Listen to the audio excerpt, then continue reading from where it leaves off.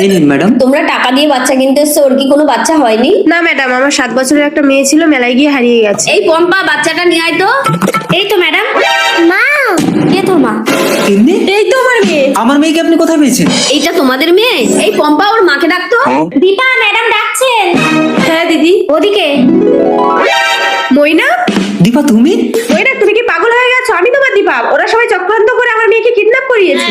তোকে আমার মতো দেখতে বলে তিন্নিকে আর আমাকে কিডন্যাপ করিয়ে আমার স্বামীর সাথে তুই সংসার করছিস। আচ্ছা, তুই যদি তিন্নির আসল মা হোস তাহলে আমাদের কাছে তিন্নিকে বিক্রি করছিস কেন? কারণ আমি চাই অন্তত মেয়েটা মইনাকের কাছে ফিরে যাক। ও আমি তো পাগল হয়ে যাবো। আচ্ছা ম্যাডাম আপনি বলুন তো এই দুজনের মধ্যে কি আসল দীপা? তুমি এক কাজ করো, তুমি আমাকে জড়িয়ে ধরো। যে আসল বউ হবে সে চুপচাপ দাঁড়িয়ে থাকবে, যে নকল বউ হবে সে চলে যাবে। ঠিক বলেছেন আপনি। চুপ করে দাঁড়িয়ে থাকি, না হলে নকল বউ হয়ে যাবে। অন্তত নিজের চোখে আমি এসব দেখতে পারবো না। চলে যাই। তার মানে তুমি আমার আসল দীপা? ভুল। প্রকৃত স্ত্রী কখনো নিজের স্বামী অন্য মেয়েকে জড়িয়ে ধরলে দাঁড়িয়ে দেখবে না। তার মানে আমি বলছি, বাবা, দীপা শিখা আমার যমজ দুই মেয়ে। ওরা ছোটবেলা থেকে একটা জিনিস নিয়ে দুজনে মারামারি করতে বলে ওদেরকে আলাদা আলাদা রেখেছি। ওরা বড় হয়েছে একটা স্বামী নিয়ে দুজন টানাটানি করবে আমি জানতাম না। আপনার নামে কমপ্লেন আছে, আপনি শিশু পাচার করেন।